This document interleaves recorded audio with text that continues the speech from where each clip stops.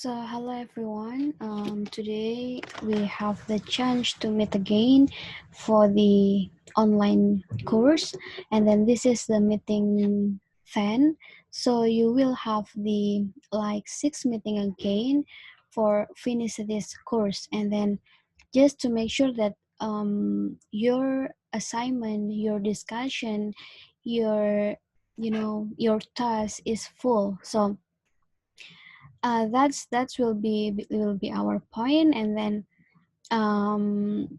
yeah, just remember to you all that um all of the discussion, all of the tasks, all of the assignment, just please make sure that you already fulfill that. And then so today we try to make the the detailed information or detailed discussion about bureaucracy in Indonesia, because since last time, I mean last week, last meeting in the meeting nines, we only talking about the bureaucracy. What is the bureaucracy, and what is the like paradigm of the bureaucracy. You guys know about the dichotomy. You know guys about the synergy, and so forth. And for the bureaucracy in Indonesia itself, you only have the brief of the bureaucracy in Indonesia, such as in Indonesia we called a bureaucracy with ASN, or aparatur sipil negara, or civil servants apparatus, and you know about the regulation about that, about the ASN, or about the civil servant apparatus, and so forth. So today we're gonna do some discussion about the detail. What about Indonesia bureaucracy? Like, I try to make the how the governance, how the management bureaucracy in Indonesia, and also how how the dynamic bureaucracy in Indonesia itself. So we begin with the, of course, the regulation about the bureaucracy, because without the regulation, yeah, we cannot do anything. We cannot like the government wants to do something for the nation, for the state, for the citizen. The government should regulate it, or should make the regulation for that. So of course, the bureaucracy in Indonesia, we have a lot of regulation that one another are integrated. First, as a last week, I mentioned about the bureaucracy in Indonesia. We called the bureaucracy with ASN, or state civil apparatus. So ASN or ASN consists of PNS, or civil servant, and also the P3K or PPK, government employee with work agreement. So what the differences between civil servant and also the government employee with work agreement, I will tell you later. And then number two, or the second one, the bureaucracy or the state civil apparatus regulated in law number 5 of 2014. So basically all the management of state civil apparatus already put on law number 5 year 2014. For example, is like if we are talking about the state civil apparatus. So in regulation, I mean, they will talking, or they will explain about the function, that is, and also the role. They also talking about the assignment of the state civil apparatus, and then they also talking about the position, and then what kind of the position, such as the administration, and then such as the functional, and then what about the high leadership position, and then and so on and so forth. So the once again, for the regulation, I mean for the management of state apparatus, law number 5 of 2014 already accommodate all function, all duties, all position, all, I mean, management of ASN or state civil apparatus. And then after the law number 5 of 2014, government also like make the regulation based on the peraturan pemerintah or government regulation number 17 of 2020, that concerning amendments of PP or peraturan pemerintah or government regulation number 11 of 2017 concerning civil servant management. So basically, in the regulation of ASN, the highest regulation is undang-undang or constitution, right? And then after that, after the constitution, the government can make the regulations such as law, and then peraturan pemerintah or government regulation. And then later, if we are talking about in the ministry or even a local government, they also can make the regulation for the ministry or for the local government itself. So to complete the law number 5 of 2014, because this law is consideration to accommodate the state civil apparatus and also government employee with work agreement. In PP number 17 of 2020, government tried to definitely specifically in civil servant management. So what about government employee with work agreement? The government also make the PP also, or government regulation about that. But the point is this, the civil servant, because if we already um if we already know about the civil servant, what are the differences between civil servant and government employee with work agreement, you can you can easy to guess what is a differences between both of the civil servant and also the government employee with work agreement. So here I focus on a PNS or civil servant, because yeah, I think the law or the government regulation, both of civil servant and government employee work with agreement, is same. I mean, like they have same position, and they have same, like promotion or a salary, but then the difference is only in one or two things. So we gonna discuss it later. And for the after that, um we also have the government regulation number 53 of 2010 concerning civil servant discipline. Why civil servant discipline is important? Like, every single activity or our life, we gonna have the rule, right? to obey, right? And then in civil servant, if there is no discipline, it will be messy, so messy.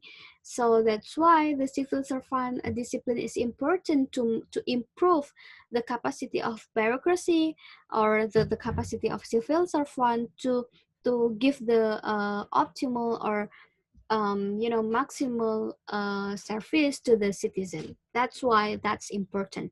So, and then about the number 5, yeah, we already discussed about the bureaucratic paradigm in Indonesia.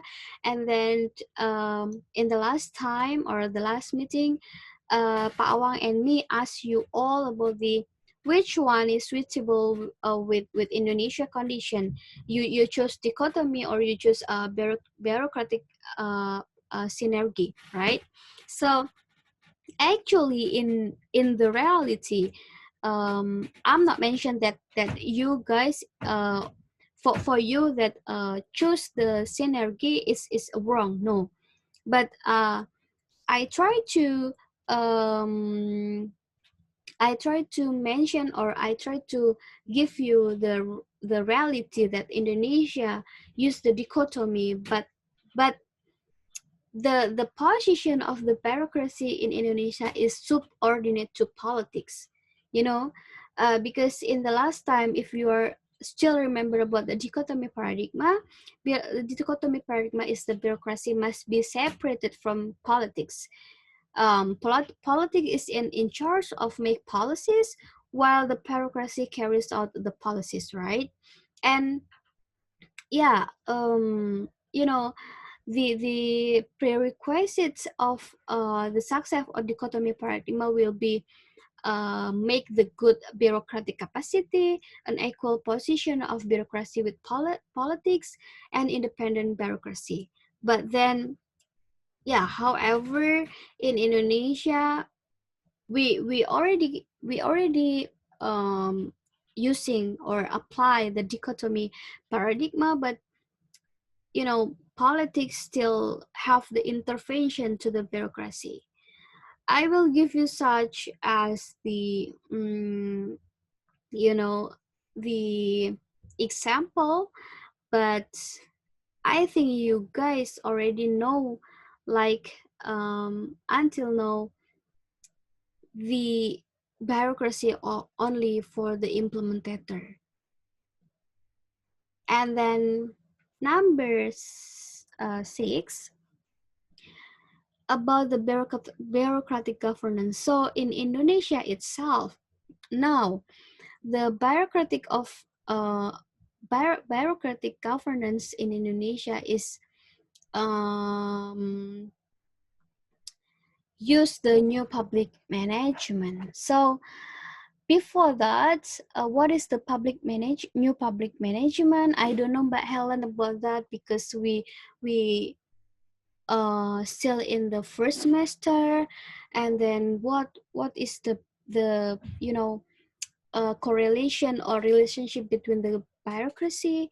So guys, actually this course or these materials about the bureaucracy, it will introduce you, or it will give you knowledge about the governance of bureaucracy, and then it will give you beneficial to go to other lecturer, or other subject in the next semester, such as, if we are talking about bureaucracy, you will have the civil servant management. And then in the sixth semester you will have the human resource management. It's also related with the bureaucracy. So that's this I think this materials is very important to you um, to know you guys about the bureaucracy. And then for the next semester, for the next subject that you will take in the next semester, you will have the knowledge, at least the principle, or at least the introduction of bureaucracy. So in here I try to give you preview. I mean, like, only just review something, review several knowledge about the new public management, and then what about the historical about the bureaucracy in Indonesia. So actually, bureaucratic governments, or we can call it paradigm of bureaucratic, even we already know about but bureaucratic paradigm is dichotomy and synergy, right? But for the bureaucratic governance, so actually we call it the public administration paradigm. So in public administration paradigm, we have three, or we have several. I think until now it's developed until four, but commonly we use three paradigm of public administration. And then public administration, it's um you know give the relation, or have the relationship between the bureaucracy itself. So before new public management appears, and then new public management used by Indonesia, we go back many year ago. We use the old public administration. So the old public administration, or we call it OPA. OPA is influenced by Max Weber, and then the prevailing approach to public administration for much of 20th century drew on model of bureaucracy based on the twin principles, which are first hierarchy and meritocracy. So that's the keyword. So for all public administration, that's two keys for remember about the OPA is meritocracy and also hierarchy.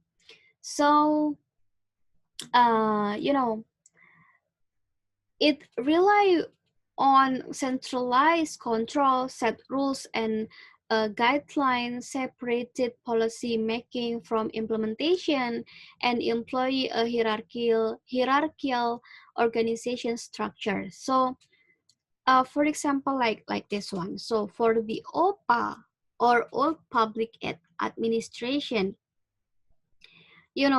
we have the hospital, and then in that day, the hospital will have the patient, like the poor people, and the daughter of the mayor, for example, or governor.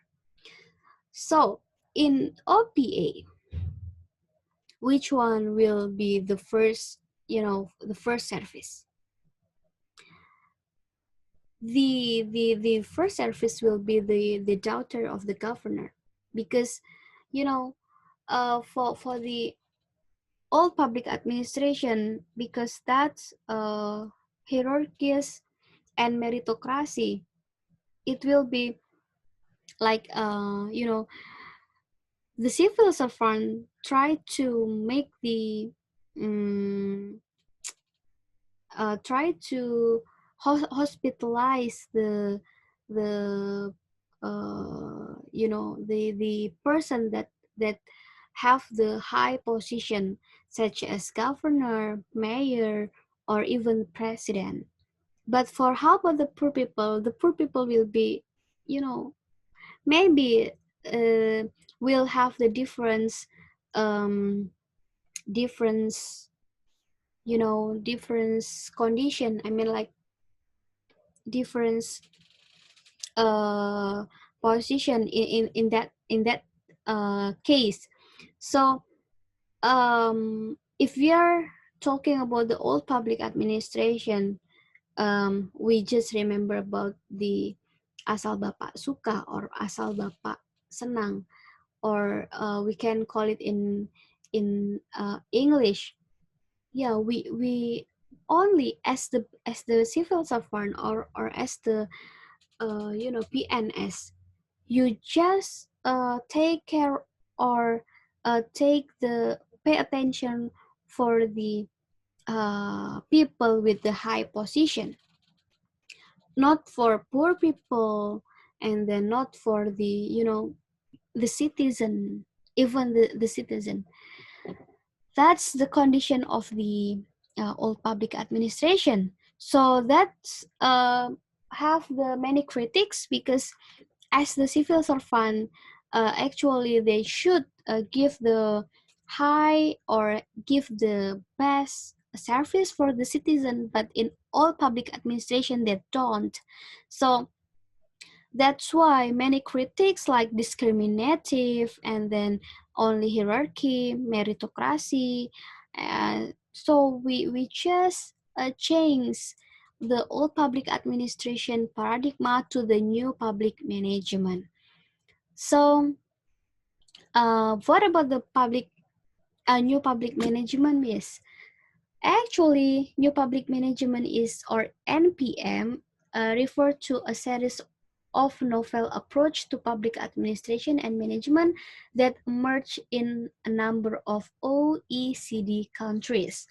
So, NPM model arose in reaction to the limitation of the old public administration in adjusting to the demand of a competitive market economy. So the key things in new public management is civil servant government wants to try make civil servant as the entrepreneur. So this approach, while cost containment was a key driver in the adoption of NPM approach, injecting principles of competition and private sector management lie at the heart of the NPM approach. The key elements of NPM can be summarized as: first, an attention to lesson from private sector management, because new public management tried to adopt it from the private sector. So of course, the government or the civil servant have to attention to listen from private sector management. Second one is the growth both of hand-on management in its own right and not as an offshoot of professionalism and of arm length organization, where policy implementation is organizationally distanced from the policymakers, as opposed to the interpersonal distancing of the policy or administration split. And then focus on entrepreneurial leadership with public service organization, as I mentioned before, and emphasize on input and output control and evaluation, and on performance management and audit.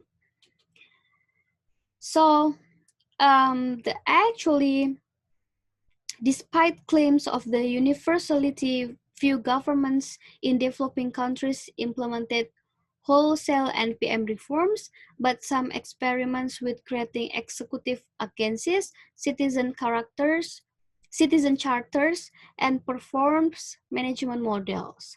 So that's NPM. So to make you understand about the two things, OPA, old public administration, and also the new public management, is for the old public administration, once again, it's a commonly hierarchy and meritocracy. And for the new public management, commonly be the entrepreneurship, or be the, uh, adopted the private sector management to manage the bureaucracy in Indonesia. All right, so we're gonna go to the new public service. Why new public service appears even we still use the new public management? So actually, the new public service approach is perhaps the most coherent of this approach, because it starts with the premise that the focus of public management should be citizen, right? Community and civil society. Agree, right? In this conception, the primary role of public servant is to help citizens articulate and meet their shared interests rather than to control or steer society, right?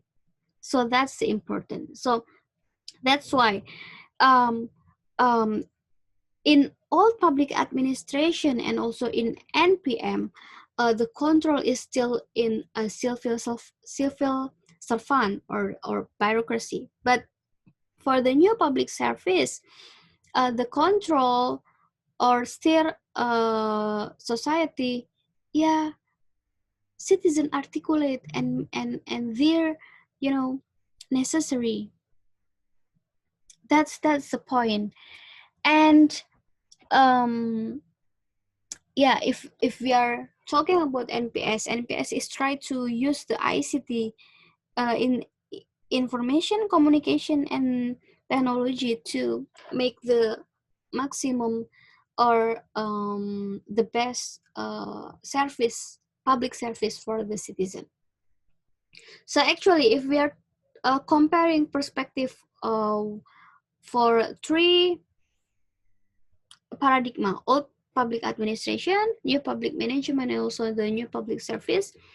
Like, for example, what is the role of government in public administration?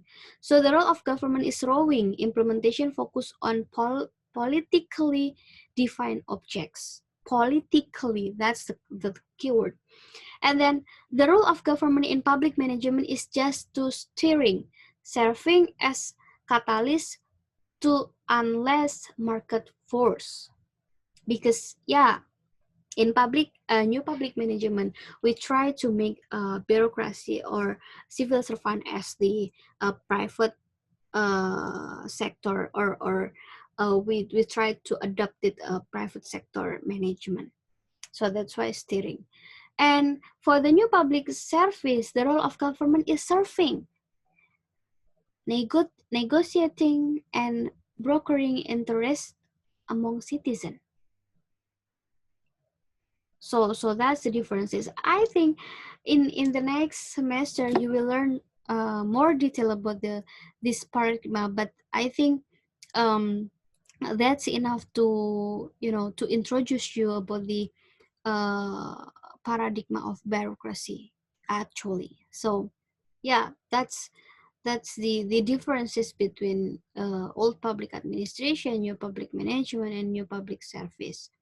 So which one, but Helen, we in Indonesia we use?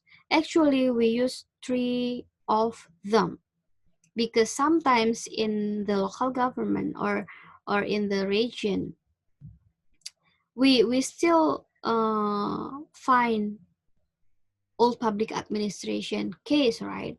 And then some region have already apply the new public management, and some regions also try to implement or apply the new public service.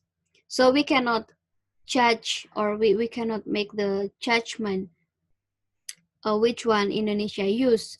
But I think mostly government still using the new public management, but some, yeah, I think some cases we still find the old public administration situation. Okay, we go to the next slide. What is civil servant? Actually, I think you guys already know about this. I just try to remind you again.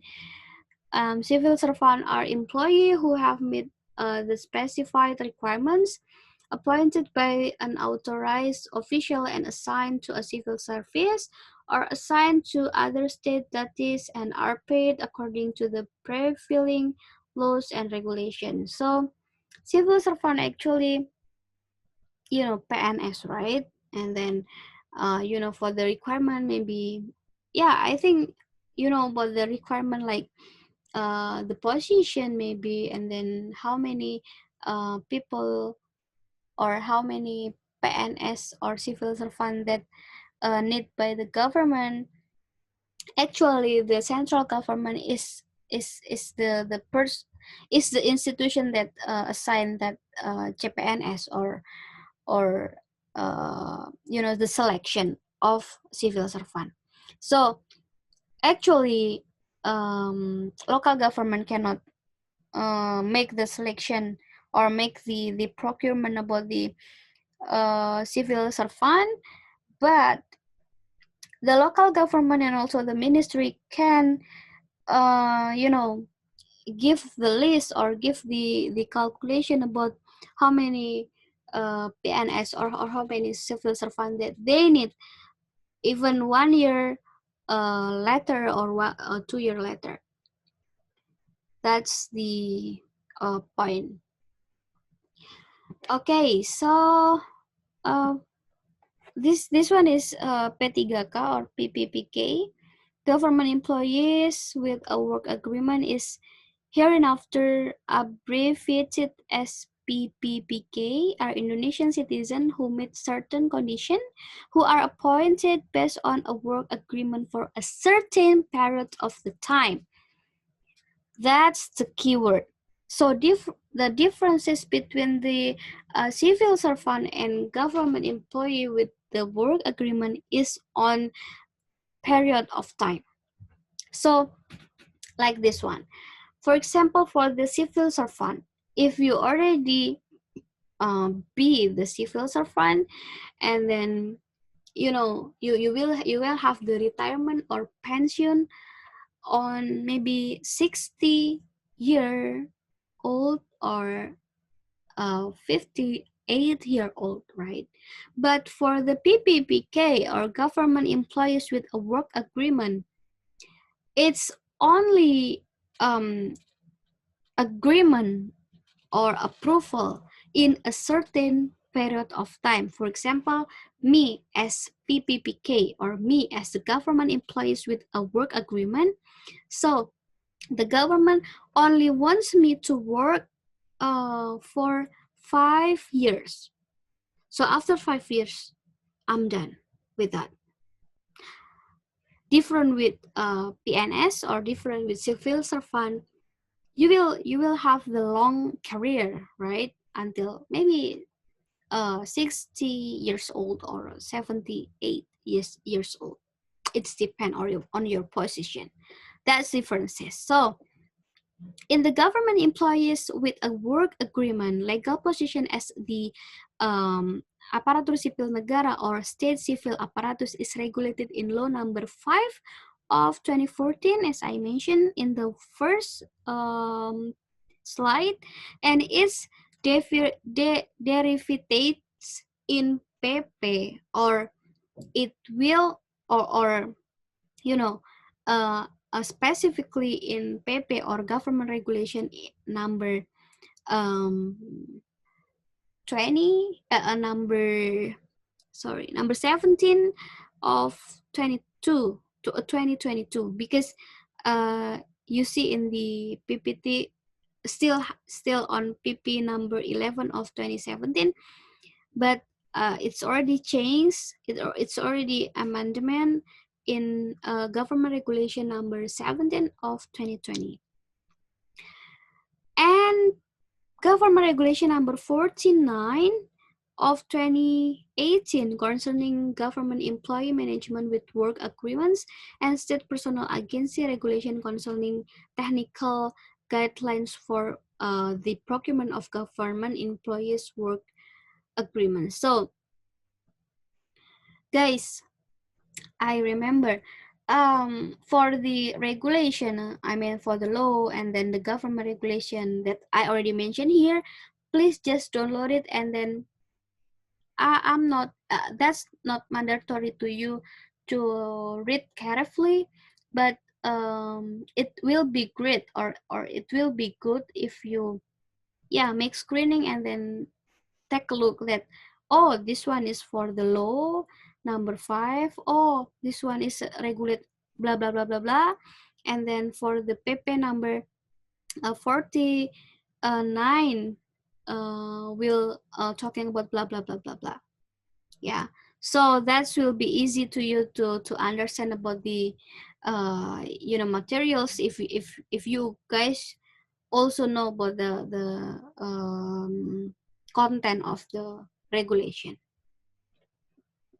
Okay, I think I found one regulation with English translation. After this, I put on my class. But you guys, if you still want to try to read in English, just try to look for English translation in government website or maybe in Google, because I found one regulation, but I don't know with other regulation. But if I found the regulation with English language, I will share to you.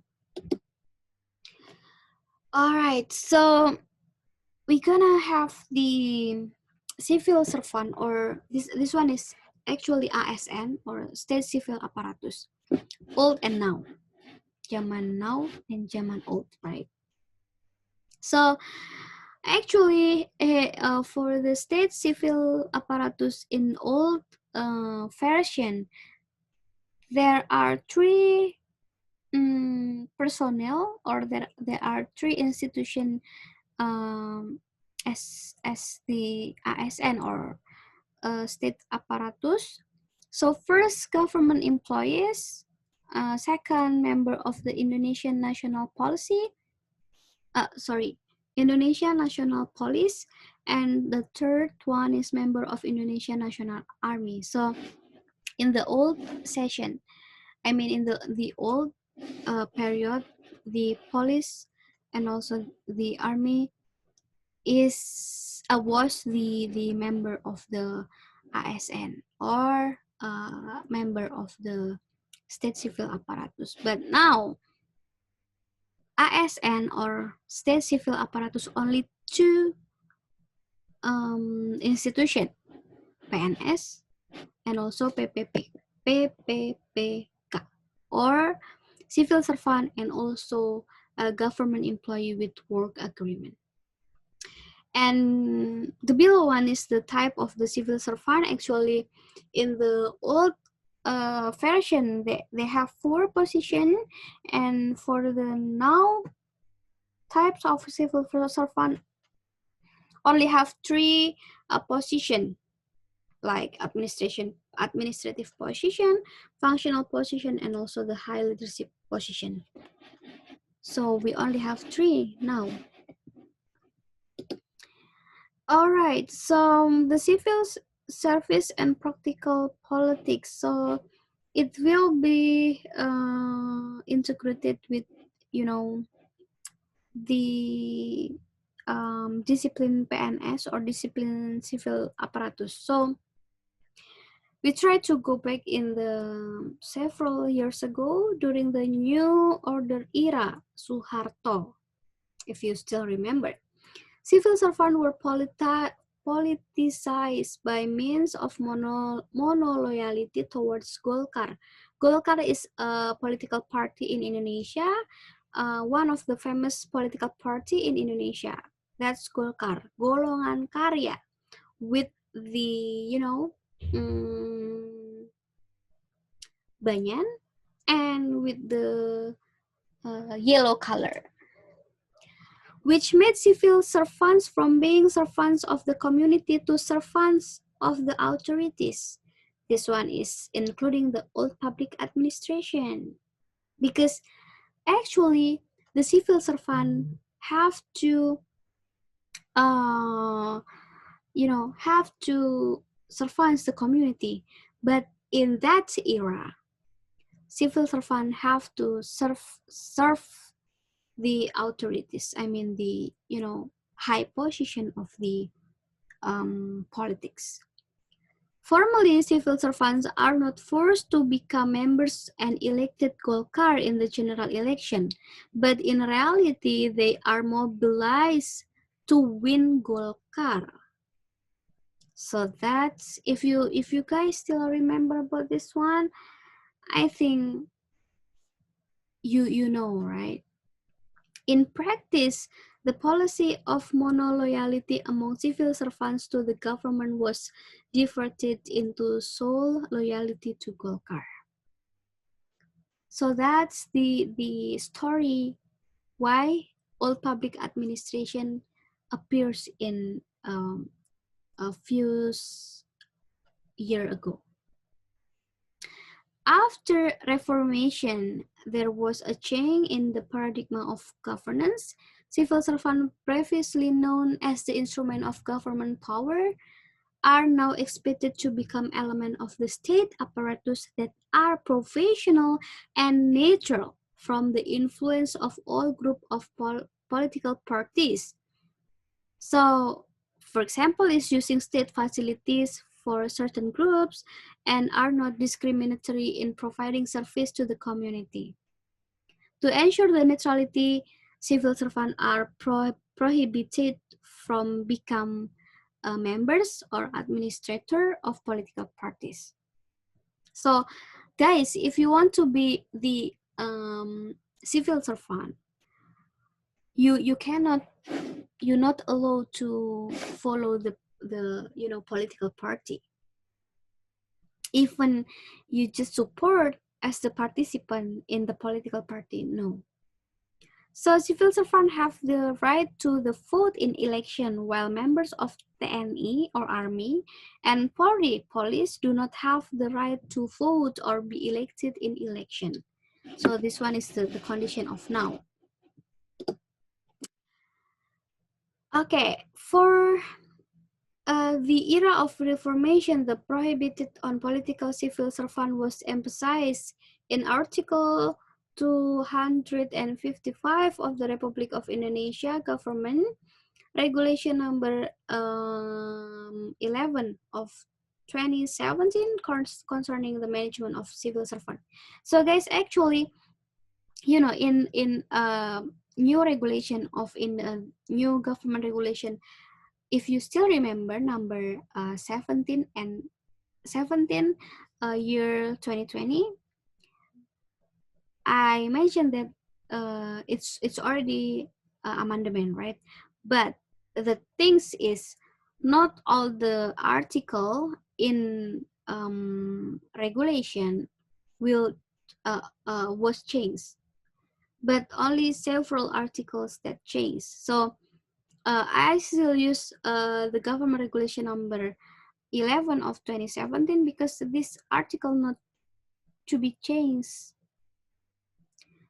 Okay, so you guys see in the PowerPoint that there are several regulation. If you are the civil servant and then you follow you support the political party, yeah, you will have the fine. You will be dishonorable discharged as civil servant, and so on and so forth. So that's the consequence. Okay, so Mbak Helen, what about civil servant management in Indonesia? I told about the governance and also the dynamics of the bureaucracy, right? So actually, civil servant management is include, A until N. First, the civil servant management in Indonesia should prepare and determine the needs. The needs means the number of civil servant that needs by local government or central government. So the local government such as the department, dinas, or if we are talking in central government, it will be the ministry. Second one is about the procurement, and then procurement means that CPNS, calon pegawai negeri sipil, or civil servant candidate. Just remember that the person will in charge to make the procurement of CPNS or civil servant candidacy is only on central government. So the local government just give the list or just give the accumulate or calculate the number of the civil servant that they need. And then next one is rank and position, career development, career patterns, promotion, mutation, performance assessments, payroll and benefits, appreciation, discipline, dismissal, pension security and old age security, and also the protections. That's all the management of civil servant. Okay. So yeah, we will talking about the merit system because now the government of Indonesia or specifically in a civil servant wants to make the professional, effective, efficient civil servant to make the public service better. So that's why the government now, in bureaucracy now use or apply the merit system. What is merit system, Mbak Helen? Merit not means menikah ya, but merit means professional civil servant. All right, so this one I already mentioned the importance of civil servant management, the efficiency, effectiveness, and accuracy of decision making in civil servant management, competency development information system, training information system, career management, and blah blah blah blah. Actually, the civil servant management have to manage well because yeah, the civil servant will give the service to the community, to the citizen. Okay, we just arrive in merit system. So actually merit here, not menikah, not married. Merit, not married. Merit. Merit is the main support of the implementation of management or good governance. Yeah, we already talking about the good governance. If you still remember, there are several principles and several points. What is the good governance aims, and then what the good governance propose. So actually, the merit system is including in appointment of position in management of government employees. So the merit system is a policy and management of a civil state apparatus, which is based on first qualification, second competence, and third performance in a fair and reasonable manner without distinguish political background, race, color, religion, origin, gender, marital status, and blah blah blah blah. So basically, merit system already put in the law number 5 of 2014 in Article 51 that state that civil state apparatus management is carried out on based on a merit system. The principle of merit system aligns the aspect of competence, qualification, performance, fairness, and openness. So, for example, if we are talking about age, me, 26 years old, and my friends already 40 years old. Me, as the staff of one of section in Department of Education, for example, and then my friends is already a senior and have the position in, for example, head of sections in Department of Education, same with me. And then one day, government just open the merit system. Open the position to fill the head of Department of Education. So if we are talking last year ago, maybe the seniors will be the first, the first priority. But now with merit system, if I have the qualification, meet with the qualification, and then have the competence, and then have the good performance, I can be the head of uh, the head of education department. So now for the merit system, age is no matter. Even gender is no matter. Marital status is no matter. So only 3 points that try to uh, aligned. Only qualification, competence, and also your performance. If you are if you are a good qualification and good competence and also good performance, yeah, it's not impossible you are be the in that position, in the head of education department position. So that's the merit system. You think merit system is good or not? But yeah, again, this this subject will you will have the detailed discussion in the next semester. But I think it will be good if you now already know about the concept of merit system. So I'm ask you, merit system is good or not for Indonesia bureaucracy? Just just uh, give your opinion and then put in maybe in our discussion in my class.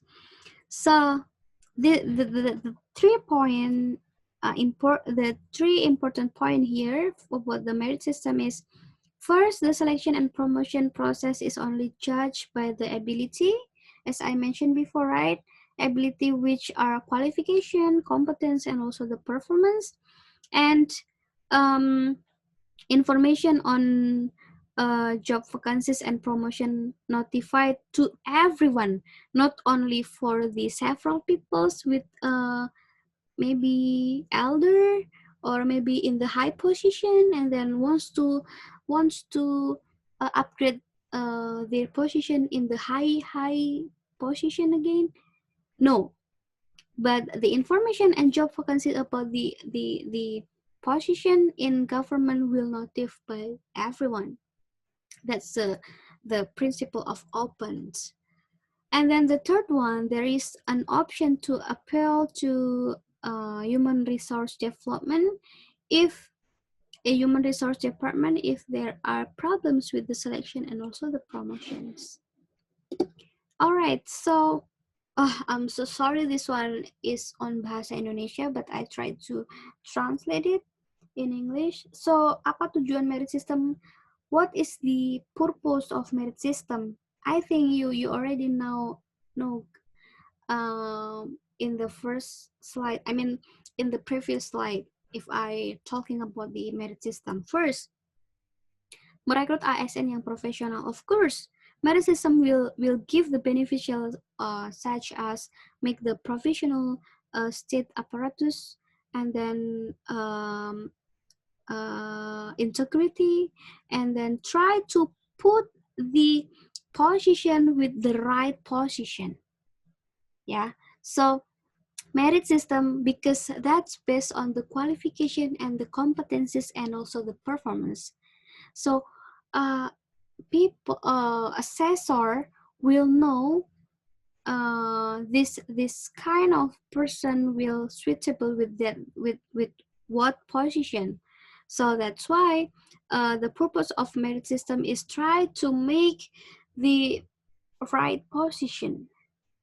And then second one is to maintain the civil servant through the compensation, reward, and also uh, reward and punishment. But for the because the merit system is a good things, so to maintain the civil state apparatus, the government will give the reward. So, for example, because I'm only, I'm still in 26, and my experience in bureaucracy or in civil servants is 3 years, still 3 years. But my friends, my seniors, already 10 years. But because I have the qualification and also the competence, so I will, uh, you know, just pass the test and then pass the assessment, and then yeah, I can be the head of uh, education department. So that's one of the reward. And then the third one is try to develop the knowledge of civil state apparatus. And then the fourth is to protect the career civil servant or civil state apparatus from politician, and also the policy that's not suitable with the principle of merit system, such as nepotism and primordialism. This one is the criteria of the merit system. Actually, if we are talking about the merit system, for the position commonly is fill the the leadership or the leader position, such as the head of the section of blah blah blah, and then maybe head of division blah blah blah. So actually the merit system, I mean the position of the government, try to apply the merit system only for the high position, like the leader position. Okay, and then yeah, this is still the merit system implementation criteria. And this one is the map of the merit system implementation. The blue one is the all criteria number 1 until 8 is already fulfillment, and then for the green is maybe several, only 1 or 2 not fulfilled by the civil servant in that area or in that region. And then for the yellow one is the low number of implementation criteria, and then the red one is still not apply the merit system. So you can see here, this one is Sumatra, Jawa, Bali, Lombok, Sulawesi, Maluku, Kalimantan, and so forth, Papua. So the I think the best one is still on Java, because Java is first, yeah, Jakarta as the capital city, and then maybe the developed region, and then while the Papua is still far from the you know maybe the human resource, minimum human resource and infrastructure. Yeah, many more challenge about the apply the merit system. All right, so we arrive in civil servant discipline. As I mentioned before, that civil servant discipline is very important to make the discipline of civil servant. So, oops, sorry. The discipline of civil servant is the ability of civil servant to comply with obligation and avoid the prohibition stipulated in statutory regulation and or officials regulation, which, if not obeyed or violated, are subject to disciplinary actions. The civil servant discipline is important because first, to realize reliable, professional, and moral civil servants as government administrator who apply the principle of good governance. ASN or PNS or civil servant as element of the state apparatus are required to be loyal and obedient to Pancasila as our, constitution, and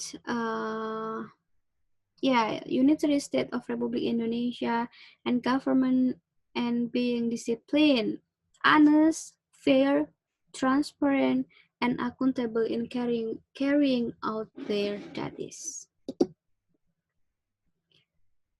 This one is the purpose. Yeah, of course, to ensure the order lines and smooth implementation of the main duties and function of civil servant, encourage increased perform and change in civil servant attitude and behavior, improve discipline of civil servant, of course, because it's about the discipline, increase the responsibility of civil servant and accelerate the change process toward increasing professionalism in work. So this is the example. If you be the civil servant and you just absent of your work without a valid reason for 5 working days, will be subject to verbal warning, discipline, punishment, or even absent of work without valid reason for 20 until 25 working days, subject to this disciplinary penalties for postpone the promotion for 1 year, and so on and so forth.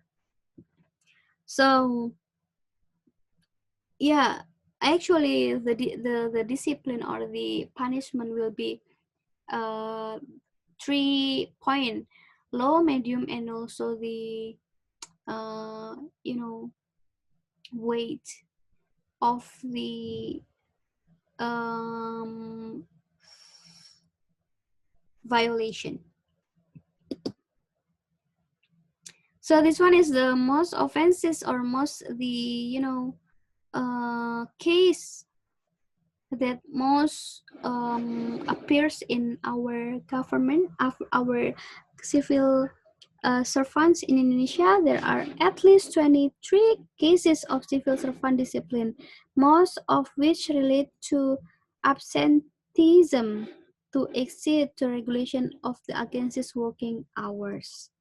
Apart from truancy, there are also cases such as abuse of authority and immoral acts. Not only truancy cases, but also there have been at least 990 cases of violation of the neutrality of civil servant from January until March 2019. Most of them were carried out by the regional civil servant, again, local government, through the social media. For example, providing support directly to one particular candidate pair. So, as civil servant, if there is the campaign for the election, so as the civil servant, you cannot do the support or try to help them to promote their to promote their to promote them, and then just elect them as the governor or as the mayor, even the president. So as the civil servant, you cannot do that even through social media. And then most cases in Indonesia, because I think most of the civil servant were elder, so I think they don't know how to use social media, and then that will be the cases or violation of the neutrality of civil servant. All right, we come to the last sections. So for your discussion, please give an example analysis bureaucratic cases or problem in Indonesia. So I already mentioned, or I already explained about the management, about the discipline, just try to look for the one case and then try to analyze that case, whether the management, about the management or about the discipline, it's up to you. So pick one case. You can choose the in central government or local government in Indonesia. And then second one is give one example and analyze the success or reward of the bureaucracy in Indonesia. You can choose in central or local government, because beside the problems, the bureaucracy or civil servant try to make the best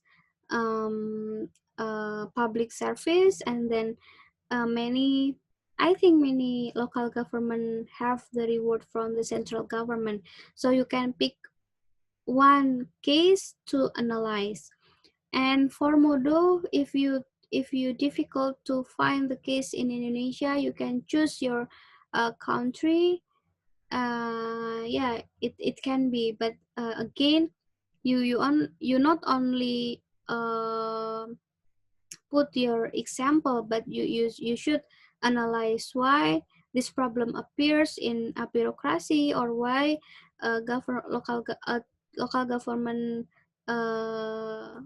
can get the reward from the central government, and blah blah blah blah.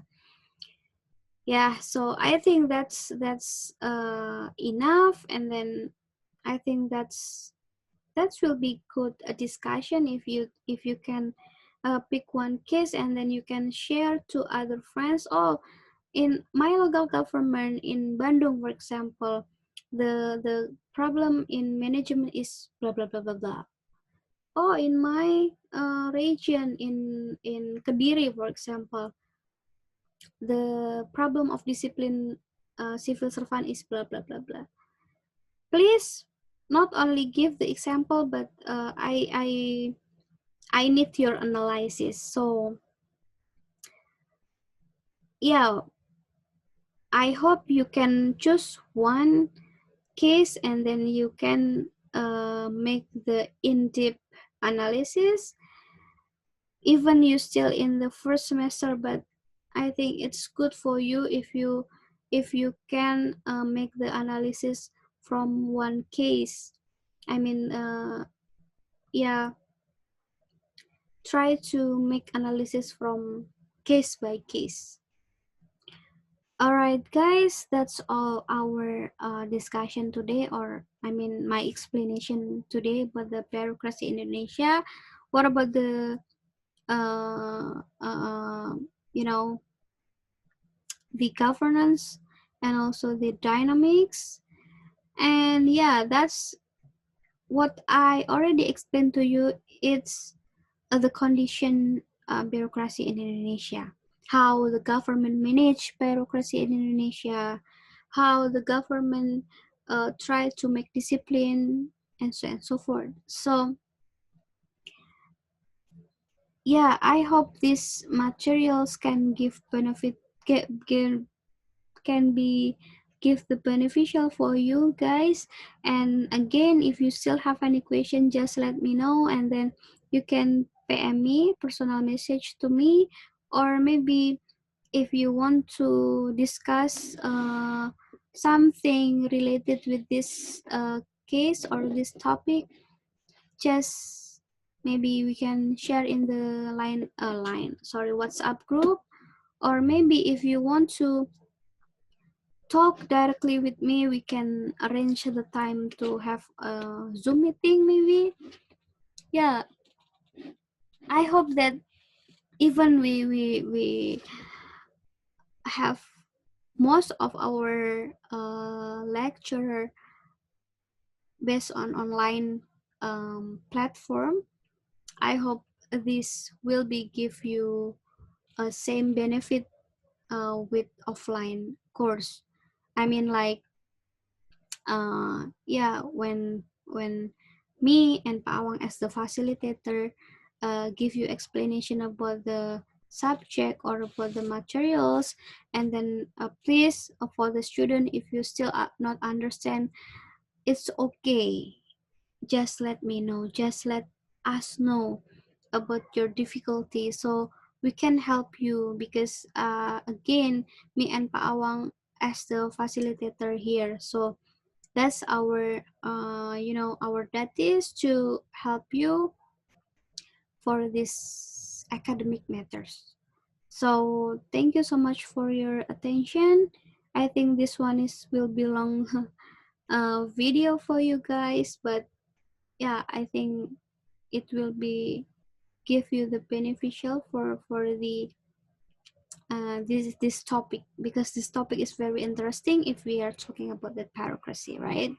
So thank you so much for your attention. Stay healthy and see you for the next video for the next materials or next topic. Bye bye. Thank you.